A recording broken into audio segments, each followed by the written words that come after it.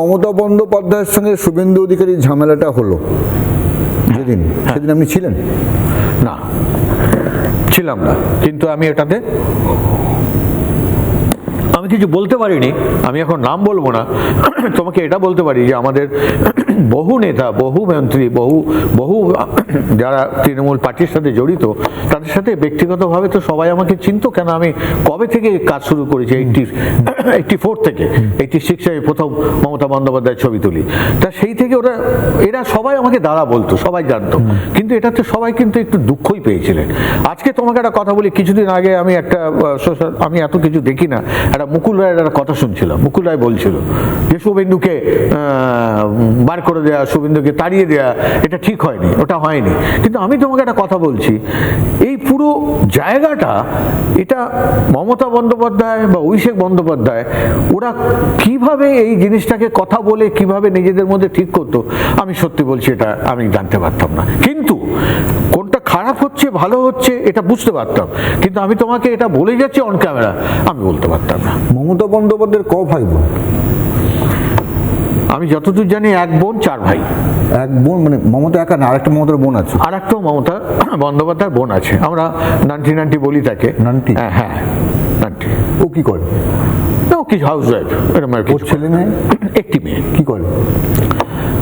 ও তো computer science এসব নিয়ে পড়াশোনা করতো। তারপরে বোধহয় যখন অভিষেক এই একটা মিডিয়া সেল করে আমাদের কামাক স্ট্রিটে, মিডিয়া সেল, এখানে যেখানে অভিষেকের সব ছবি দেখা, দিদিমণির এই করা যাবতীয় জিনিস, যখন আইপ্যাক অলরেডি চলে এসছে, আইপ্যাক কাজ করছে, এই যখন করে, তখন ওই মিডিয়া সেলটা, ওর ভালো নাম হচ্ছে, এমনি আমরা ওকে পুণ্যি বলতাম, খুবই ছোট, অনেক ছোট আমাদের চেয়ে পুণ্যি, ওর ভালো নাম হচ্ছে অদিতি গায়েন, ও ওটা দেখাশোনা করে। মিডিয়া সেলটা হচ্ছে, ওখানে কিছু অনেক ফটোগ্রাফার আছে, ওখানে আইপ্যাকের ফটোগ্রাফার আছে, মিডিয়া সেলের নিজস্ব কিছু ফটোগ্রাফার আছে, ভিডিও ফটোগ্রাফার আছে, তাদের একটা টিম আছে। ওই টিমটা নানা রকম তাদের প্রচার। অদিতি গায়নের আন্ডারে কাজ করতেন? না, আমি অদিতি গায়েনের আন্ডারে কাজ করতাম না, কিন্তু আমি কাজটা করতাম চিফ মিনিস্টার, আমার ডেজিগনেশন ছিল মিডিয়া অ্যাডভাইজার টু সিএম। কিন্তু অদিতি গায়েন চিফ মিনিস্টার, মানে চিফ মিনিস্টার পুলিশ মন্ত্রী বলছে অভিষেক দেখে পুলিশ, অদিতি গায়েন বলছেন আপনি চিফ মিনিস্টারের আন্ডারে কাজ করেন, কেউ কেউ বলছে মিডিয়া দেখতো অদিতি গায়েন, ব্যাপারগুলো আমি তো ক্লিয়ার করে দিই, 1 মিনিটে ক্লিয়ার করে দিই। সেটা হচ্ছে যে প্রথম এই মিডিয়া সেলের এই পুরো জায়গাটা, দিদিমণির ফেসবুক লেখালেখি, এটা পুরো সিএমও অফিসই কন্ট্রোল করতো। সিএমও অফিসে ছিল? চিফ মিনিস্টার অফিস, মানে হ্যাঁ, চিফ মিনিস্টার অফিস। ওখানে একটা সেল ছিল, আমি এটা নামটা ভুলে যাচ্ছি। আইএস অফিসাররা ছিল না? না, কেউ ওরকম কেউ ছিল না। আমি তোমাকে বলে দিই, তোমাকে আমাদের ওখানে যারা কাজ করতো, যেসব WBS অফিস, আইএস অফিসার যারা কাজ করতো, যারা রিটায়ার করার পর তাদের অনেক দায়িত্ব ছিল, তাদের প্রত্যেককে এই যে দিদিমণির যা কাজ হবে, মুখ্যমন্ত্রীর যা কাজ হবে, এই কাজগুলো একটা লেখা আর আমার 4-5টা ছবি দিয়েই পোস্ট হতো, লেখালেখি হতো। কিন্তু এটা অল অন সাডেন যখন এটা মিডিয়া সেল বলে একটা কামাক স্ট্রিট চলে এলো, তখন দেখলাম যে না, এটা পুরোপুরি কামাক স্ট্রিটে চলে গেল।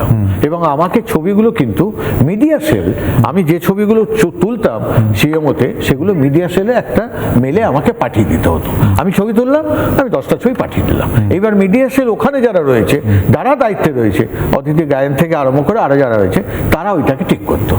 তখন সিএমও অফিস থেকে ওটা মিডিয়া সেল। আপনি আদতে অদিতি গায়নের হয়ে কাজ করতেন? ও যা বলে সেই নির্দেশ পালন? এটা ভুল করছো। আমার ডেজিগনেশন অনুযায়ী তো আমি মিডিয়া সেলে, আমার এতে কামাক স্ট্রিটে আমাকে বসতে হতো না।